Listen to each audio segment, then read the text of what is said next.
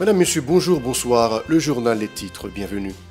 7 bandits ont été abattus par les forces de l'ordre jeudi lors d'une offensive policière de la commune de Cité-Soleil.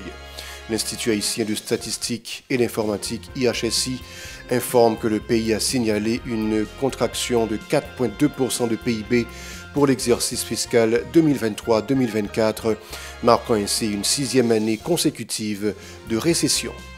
Le service maritime de navigation d'Haïti, Semana, a présenté un bilan partiel du naufrage Maëlys L'Homme 2 survenu le 23 décembre dernier au terminal Vareux. 7 personnes ont perdu la vie et 17 autres blessées. La Cour supérieure des comptes et du Code administratif CSCCA a ordonné un audit du Conseil électoral provisoire CEP. Cette initiative vise à renforcer la transparence et à assurer une meilleure gestion des fonds publics. La Direction générale des migrations DGM de la Dominicanie a annoncé une trêve dans les rapatriements des citoyens haïtiens les 31 décembre 2024 et 1er janvier 2025 en raison des festivités de fin d'année du Nouvel An. Restez avec nous pour le développement. Madame, Monsieur, de retour, comme annoncé en titre, la police nationale d'Haïti, PNH, poursuit ses opérations dans diverses régions du pays dans le but d'éradiquer les foyers de gangs et de rétablir l'ordre. Jeudi, lors d'affrontements avec des membres de gangs de la commune de Cité-Soleil, les forces de l'ordre ont neutralisé 7 bandits. Elles ont également confisqué 2 fusils, 3 chargeurs et 58 cartouches de calibre 5,56. Dans le département de l'Artibonite, les policiers ont abattu Azibé, un des chefs de gang opérant dans la localité de Savien. En outre, ils ont procédé à la destruction de plusieurs constructions des bandits armés, dont une maison appartenant au gangster dénommé Dinosaure. Selon un récent rapport publié par l'Institut haïtien de statistique et d'informatique IHSI, Haïti a enregistré une 6e année consécutive de récession économique. Le produit intérieur brut PIB a connu une contraction de 4,2%, passant de 592,7 milliards de gourdes pour l'année fiscale 2022-2023 à 568 milliards de gourdes pour l'exercice 2023-2024. L'IHSI attribue cette baisse à l'instabilité politique et à la crise sécuritaire, des facteurs ayant particulièrement affecté les secteurs clés tels que l'agriculture et le commerce. Le service maritime et de navigation d'Haïti, Semana, a présenté un bilan partiel concernant le naufrage de Maëlys L'Homme 2 survenu le 23 décembre 2024 au terminal Vareux. Cet accident a coûté la vie à 7 personnes et blessé 17 autres. Le Semana a indiqué que les corps d'autres victimes se trouvent encore dans la cale du navire, précisant que le bilan définitif sera publié après l'achèvement des opérations de recherche par des gardes-côtes. Dans une note officielle, le terminal Vareux a exprimé sa profonde désolation face à cet événement tragique. Il a souligné que l'accident s'est produit en raison d'un mauvais embarquement de l'équipage. Les États-Unis ont exprimé leur étonnement et leur tristesse face à l'attaque perpétrée mardi par les bandits contre l'hôpital de l'HUEH ayant causé la mort de 2 journalistes de médias en ligne et un policier, en plus de blesser plusieurs personnes. Dans un communiqué, l'ambassade américaine a appelé la communauté internationale à soutenir les efforts visant à restaurer l'ordre et la paix dans le pays. Il convient de rappeler que suite à cet incident, le ministre de la Santé publique, Dr Dickinson Lorte Blema, a été révoqué. Il lui est reproché d'avoir rouvert l'hôpital sans l'autorisation préalable du gouvernement et sans coordination avec les forces de l'ordre. Cependant, selon une lettre circulant sur les réseaux sociaux, l'ex-ministre avait notifié les institutions concernées, notamment le ministère de la Justice, de la réouverture de l'hôpital. Il avait demandé au ministre Pélissier de passer instruction au DG de la PNH pour garantir la sécurité de l'hôpital et ses zones avoisinantes pour une visite d'évaluation visant à la réouverture de cet établissement. Un avis publié le 19 décembre dernier, la Direction générale des impôts DGI a exhorté les professionnels, commerçants et industriels à acquitter leurs patentes pour l'exercice fiscal en cours. Le délai imparti s'étend du 1er octobre au 31 janvier. La DGI a précisé que tout retard dans le paiement entraînera l'application d'un intérêt de 5% par mois plafonné à 40% du montant dû. Par ailleurs, la DGI a exhorté les propriétaires de véhicules à acquitter la taxe d'immatriculation de leurs véhicules, rappelant que la date limite est le 31 décembre prochain. Elle les a invités à retirer la vignette de validation annuelle de leurs plaques dans les différents bureaux de l'institution.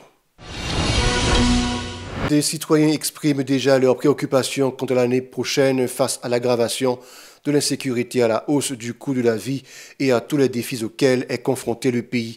Selon leur déclaration, ces fêtes de fin d'année marquées par des difficultés et des incertitudes annoncent une année 2025 qu'ils perçoivent comme sombre et sans espoir. En conséquence, les citoyens appellent les autorités de l'État à prendre des mesures concrètes pour rétablir la sécurité dans le pays et permettre à la population de connaître un avenir meilleur. Écoutons-les au micro de Yasmine Sanon et de Marie-Carmel Auguste. Là, il n'y a pas bon, on va on va changer de masque là, la del masque sur l'autre côté, on va penser à ce qu'on va privé. Non, il va pas gagner. Seulement, on a cette vie qui va changer, on va venir pour le pays.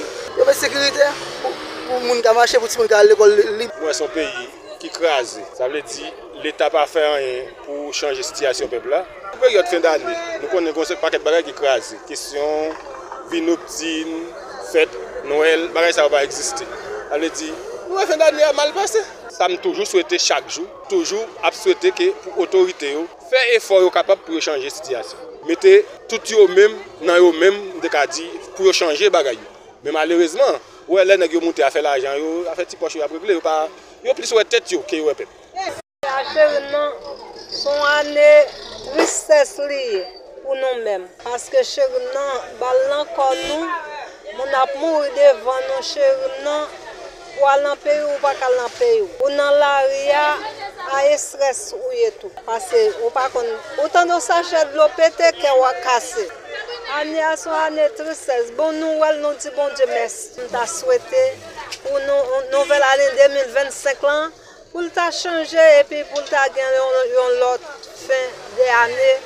Et puis pour toute bagaille qui a changé pour nous cap vivre. Pas gagner pour dans l'arrière. Na passer dans l'arrière là mais pas gagner, pas circuler, bien côté ne pas aller, bien parcours nous pas faire. Nous obligé chita mais pas gagner.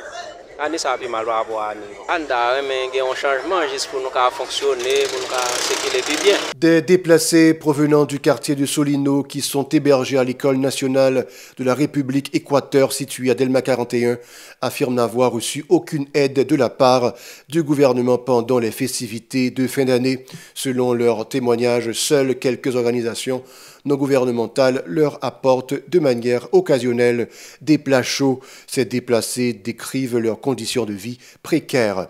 Ils expliquent qu'ils sont contraints de dormir à la belle étoile, même avec des nouveau-nés affirmant qu'ils ne sont à l'abri ni du soleil ni de la pluie.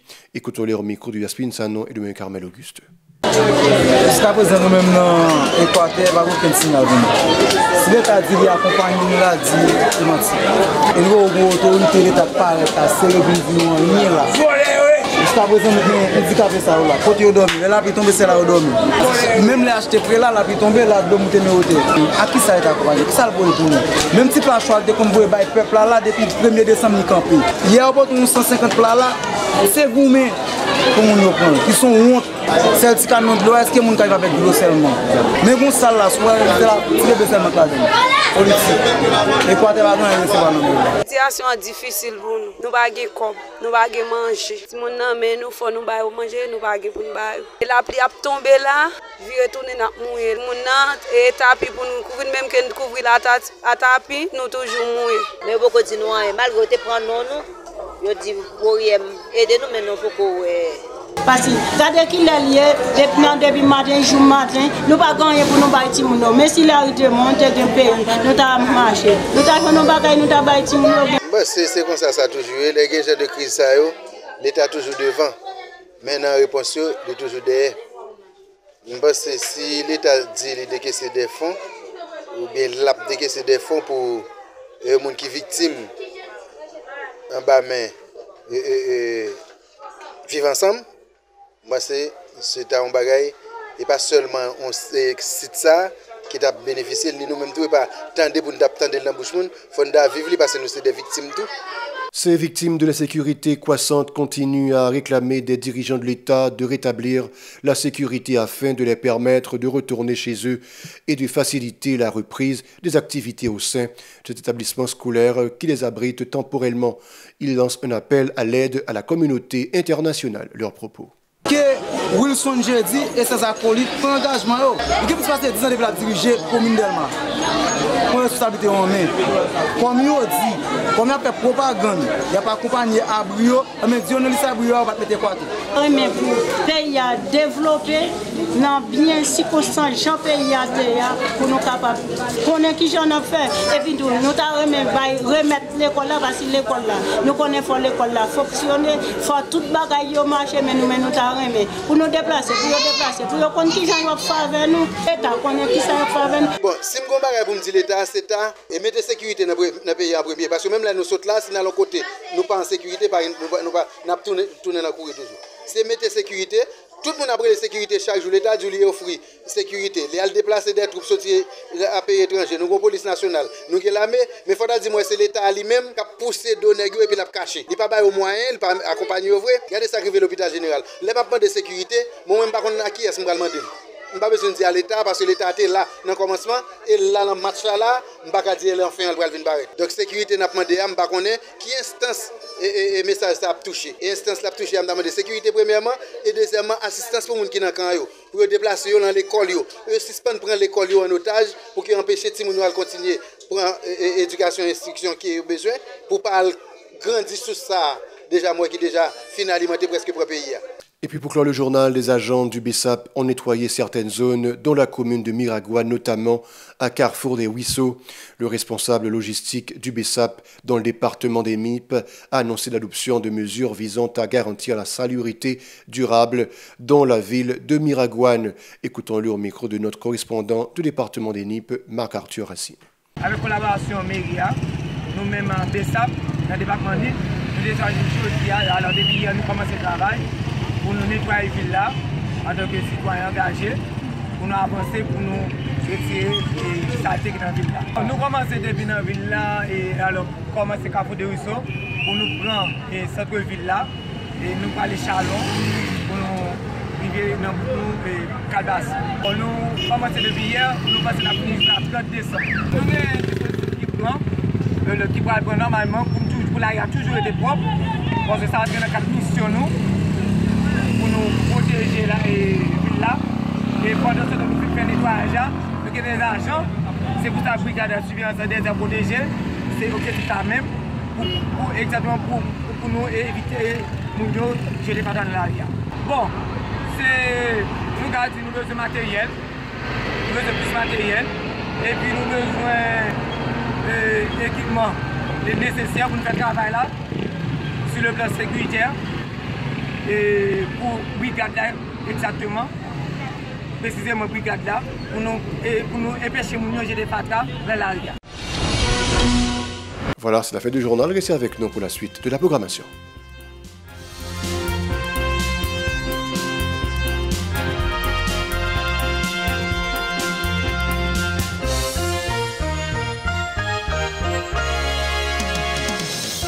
Si vous jugez que cette vidéo est intéressante, n'hésitez pas à liker et partager la vidéo. Et surtout, n'oubliez pas de vous abonner à cette chaîne et activer la cloche de notification pour ne pas louper aucune de nos vidéos.